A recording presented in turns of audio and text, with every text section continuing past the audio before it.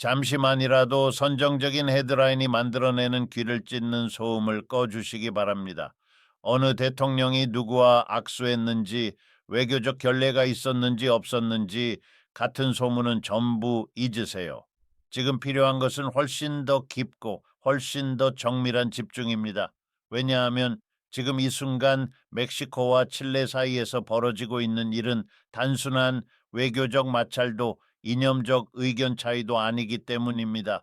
우리가 목격하고 있는 것은 라틴 아메리카에서 21세기를 위해 미국이 가장 공들여 설계한 지정학적 프로젝트 태평양 동맹의 조용하지만 되돌릴 수 없는 붕괴입니다.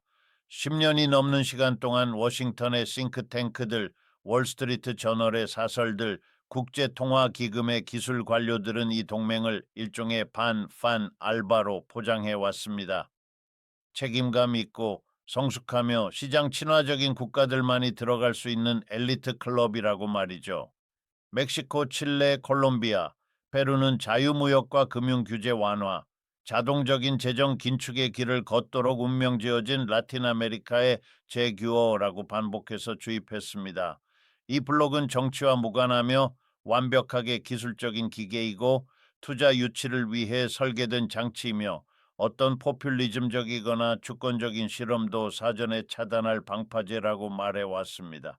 하지만 분명히 말씀드리겠습니다.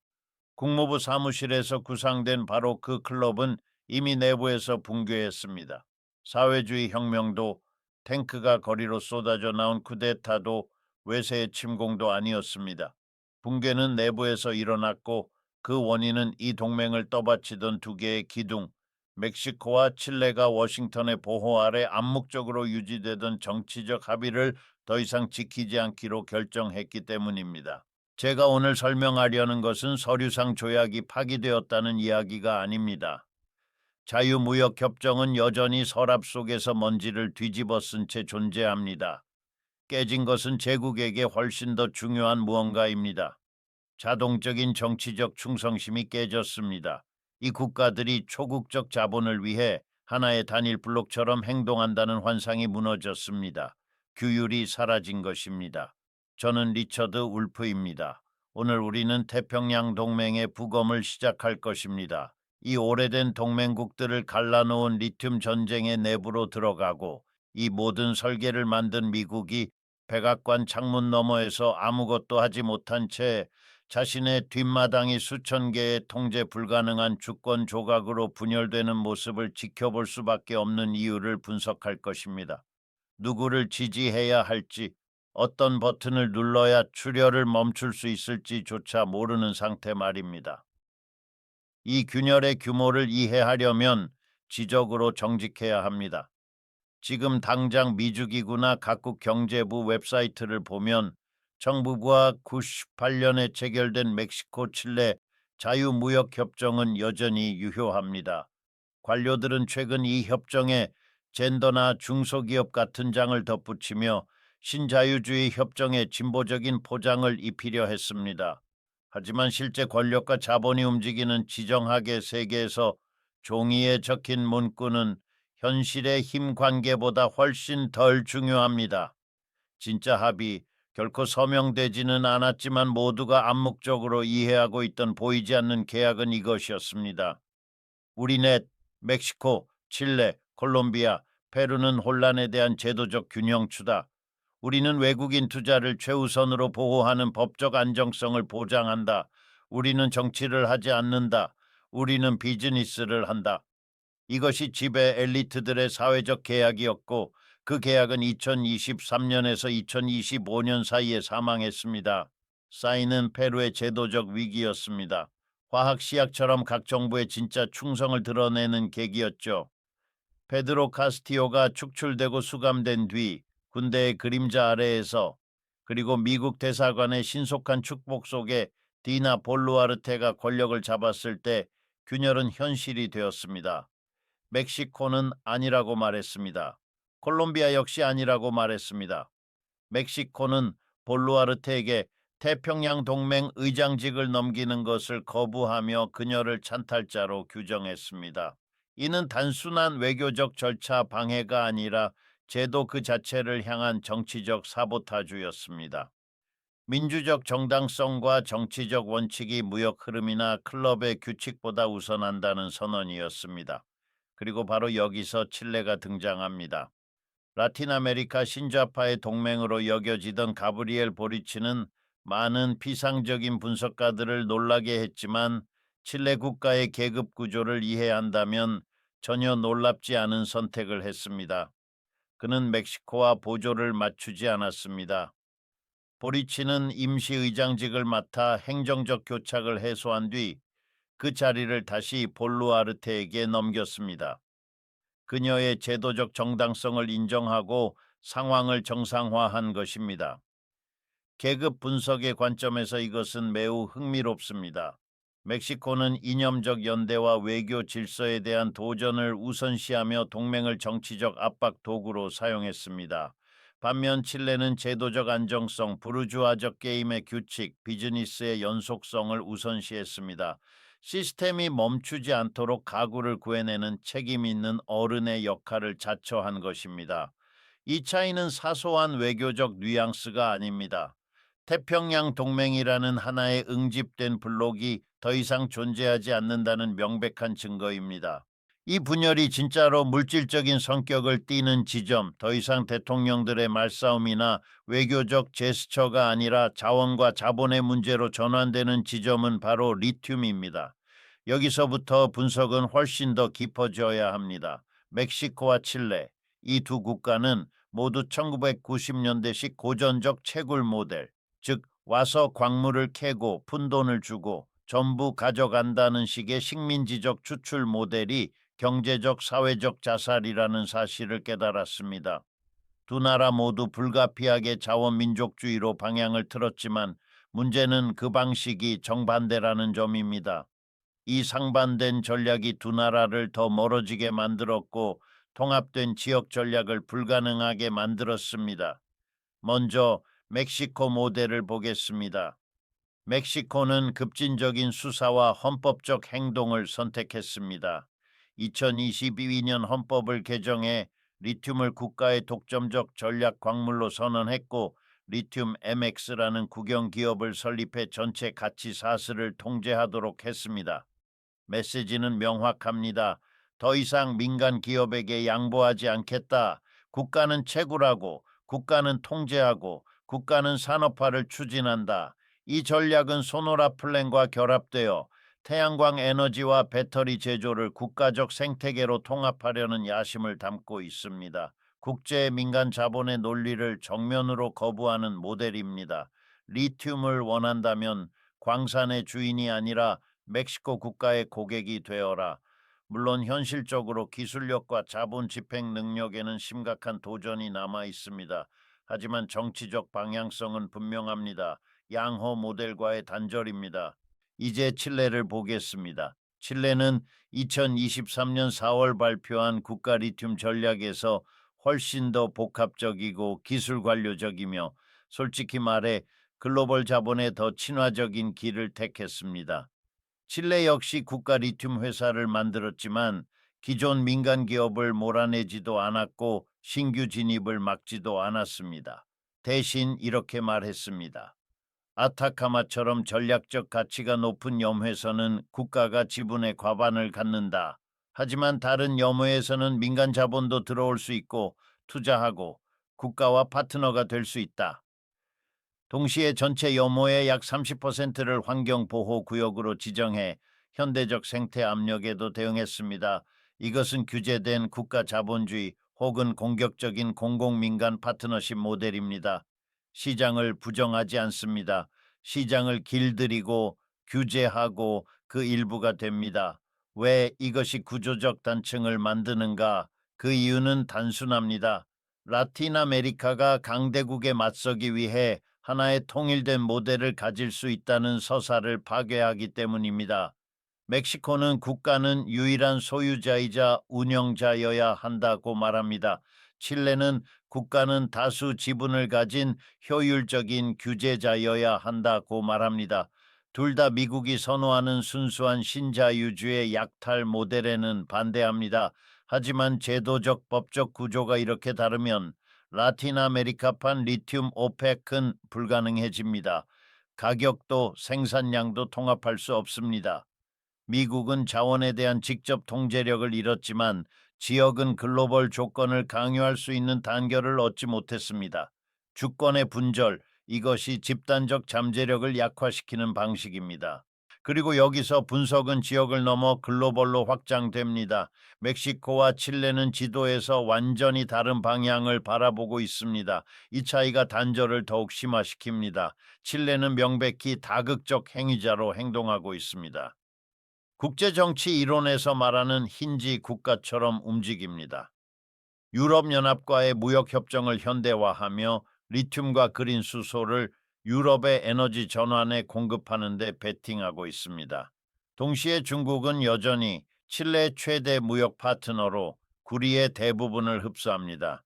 여기에 베트남, 일본, 그리고 한국과의 관계도 강화되고 있으며 브릭스에 대한 관심도 숨기지 않습니다. 중요한 점은 이것입니다. 칠레는 미국과 결별하지 않습니다. 여전히 무기를 구매하고 합동 군사 훈련을 하고 엘리트들은 시카고에서 공부합니다. 하지만 더 이상 미국에만 의존하지 않습니다. 여러 판에서 동시에 플레이하는 냉정한 실용주의입니다. 브릭스가 유리하면 접근하고 OECD가 신용등급 유지에 도움이 되면 그 틀을 활용합니다. 이 자율성은 워싱턴을 가장 불안하게 만드는 형태입니다. 적이 아니라 경쟁자들과도 거래하는 친구이기 때문입니다.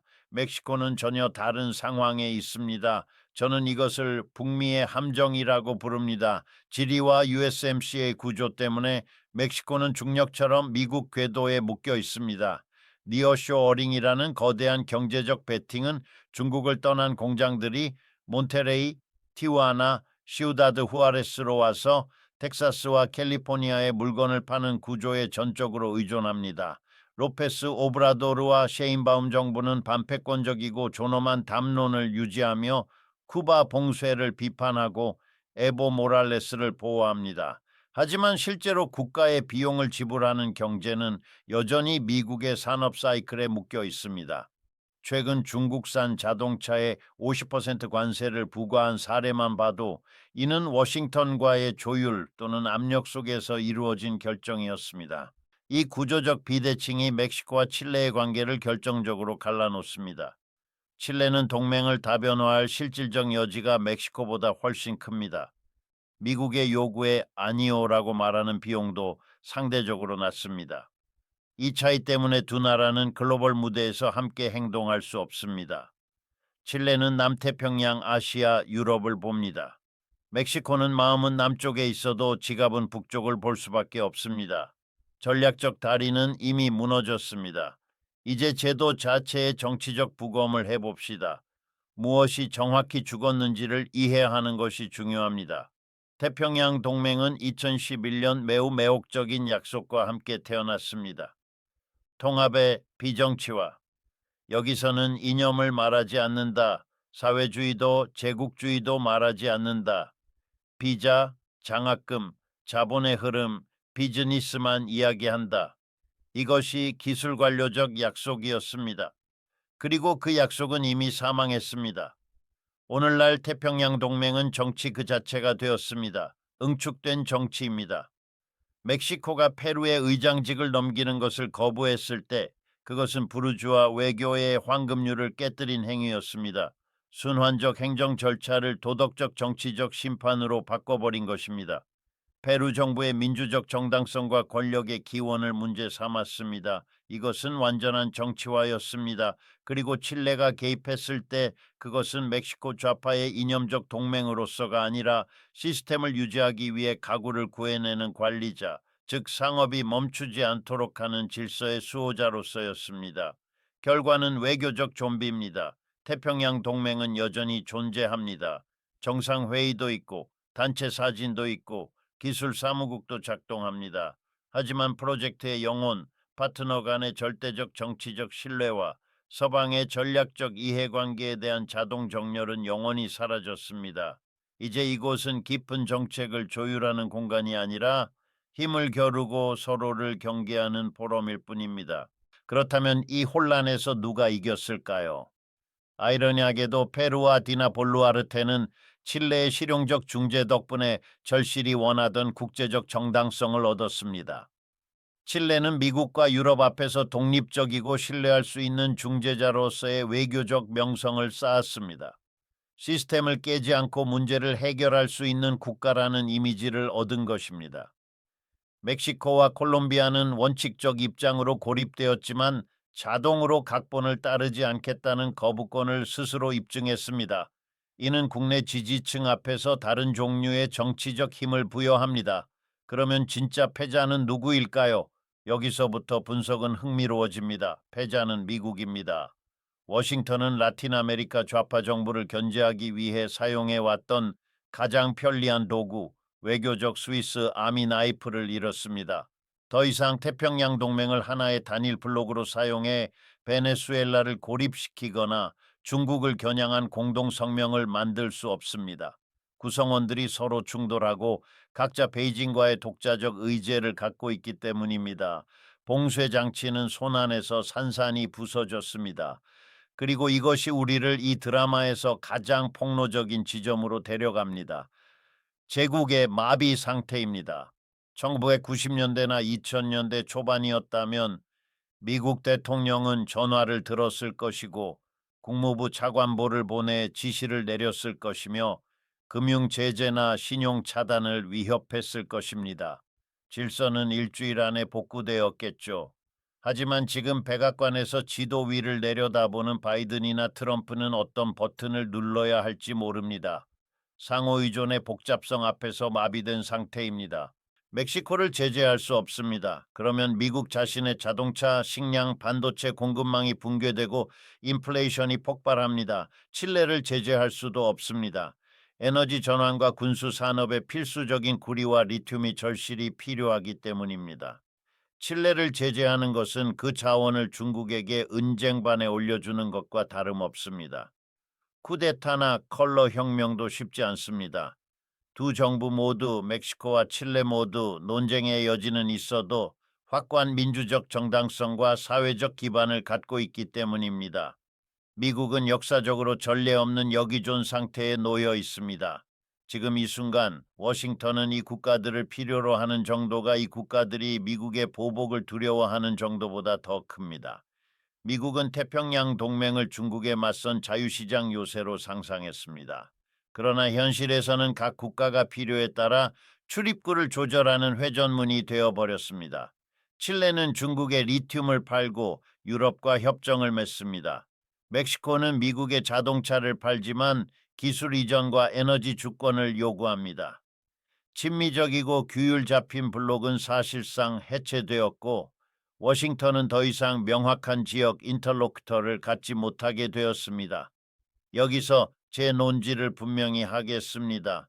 이것이야말로 진지한 마르크스주의 분석과 값싼 선정주의를 가르는 지점입니다. 우리는 낭만적인 반제국주의 혁명을 보고 있는 것이 아닙니다. 대사관을 닫고 외교 관계를 끊고 새로운 바르샤바 조약에 들어가는 그런 장면은 없습니다. 대신 훨씬 더 미묘하고 복잡하며 장기적으로는 더 효과적인 변화가 일어나고 있습니다. 종속 조건의 재협상입니다. 칠레와 멕시코는 각자의 방식으로 말하고 있습니다. 우리는 여전히 글로벌 자본주의 체제 안에 있다. 시장을 떠나지 않는다. 미국과도 계속 거래한다. 그러나 더 이상 침묵하는 파트너가 되지는 않겠다. 우리가 오염과 희생을 감당하고 당신들이 인격 가치를 가져가는 약탈적 추출은 받아들이지 않겠다. 리튬을 원한다면 국영기업이나 우리의 연합규칙을 받아들여라. 외교적 충성을 원한다면 존중과 실질적 이익으로 증명하라. 자동복종의 시대는 끝났습니다. 이 변화가 의미하는 바를 조금 더 멀리까지 밀어봅시다. 이것은 단지 태평양 동맹의 위기가 아닙니다. 라틴 아메리카에서 미국이 21세기 생존을 보장하기 위해 설계한 경제 안보 아키텍처 자체가 흔들리고 있다는 신호입니다. 핵심은 공급망의 안보입니다. 펜타곤의 장군이나 테슬라의 전략 기획자가 지도를 본다고 상상해 보십시오. 미국은 중국과 기술 패권을 둘러싼 실존적 경쟁을 벌이고 있습니다. 이 전쟁에서 필요한 것은 미사일이 아니라 배터리입니다. 리튬, 코발트, 구리의 모든 그램이 상하이가 아니라 네바다와 미시간의 공장으로 가야 합니다. 태평양 동맹은 그 보증 장치였습니다. 정권이 바뀌어도 서방을 위한 공급은 끊기지 않는다는 약속이었죠. 멕시코와 칠레의 분열은 그 보증을 파괴했고 시장 메커니즘으로는 복구할 수 없는 방식으로 파괴했습니다. 이제 미국 기업은 하나의 통일된 블록을 상대하지 않습니다. 멕시코는 말합니다. 국영 기업과의 파트너십과 기술 이전 없이는 들어올 수 없다. 칠레는 말합니다. 열린 경쟁에 참여하라. 중국 기업, 유럽 기업과 같은 조건에서 입찰하라. 영어를 쓰는지가 아니라 더 많이 지불하는지가 기준이다. 이것은 지정학적 할인 시대의 종말입니다. 수십 년 동안 미국 기업은 정치적 군사적 영향력을 바탕으로 라틴 아메리카 자원을 암묵적인 할인 가격에 확보해 왔습니다. 그 할인은 사라졌습니다. 이제는 시장 가격 혹은 접근권을 위한 프리미엄을 지불해야 합니다. 이는 미국 자본의 이윤율을 자국의 방어 안에서 직접적으로 잠식합니다. 패권 상실이 비용 상승으로 전환되는 순간입니다. 여기서 우리는 녹색 식민주의의 함정을 봐야 합니다. 칠레의 보리치와 멕시코의 셰인바움은 서로 다른 길을 가고 있지만 공통된 위선을 간파했습니다. 북반구는 말합니다.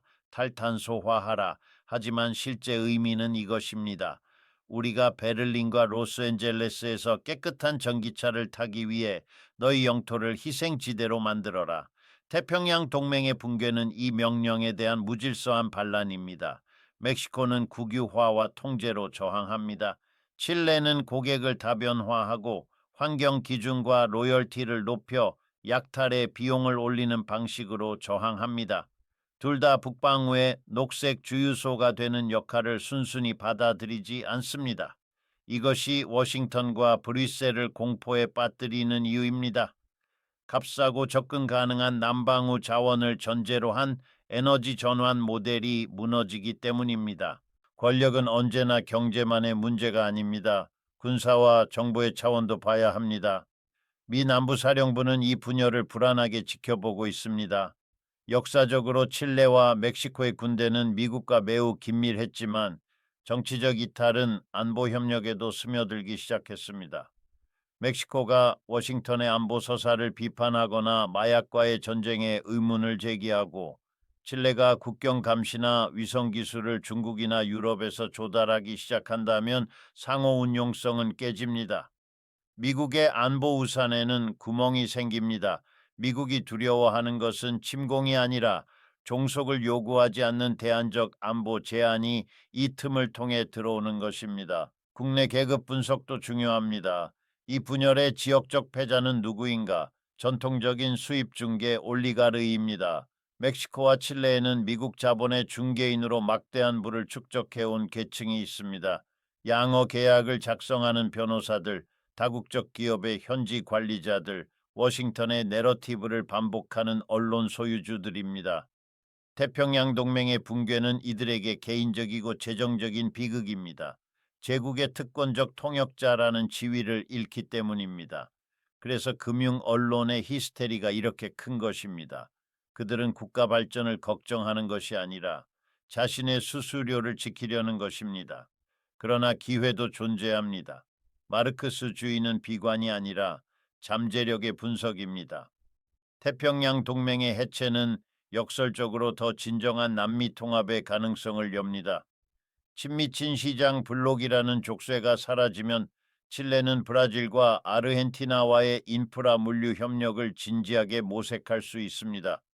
브라질에서 칠레 항구로 이어지는 바이오세아닉 회랑은 캐나다와의 자유무역협정보다 지역 발전에 훨씬 더 중요합니다.